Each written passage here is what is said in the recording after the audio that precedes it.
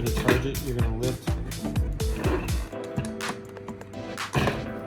this clamp off. This will slide off.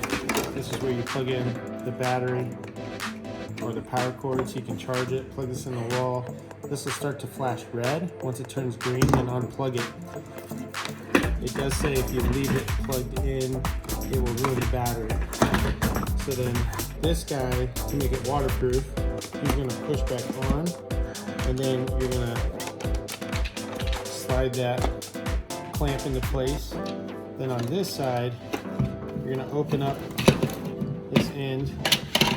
There's a little filter bag in here. Put a silt sock into that, so that way this doesn't get ruined with all the debris. Put your silt sock in here, then you're gonna tuck this back in here, and this does have to sit down super tight into the blue part. So you're gonna push that little silt sock down in. Then you've got two tabs here you have to line up. There's a little stopper on the one side. So you're gonna push this down super hard and then slide into place. Make sure you go all the way around, otherwise it'll come off in the water. And then your pool pole can just shove onto here. It's not gonna go all the way on, but it will get onto your pool pole at least to where it's secure.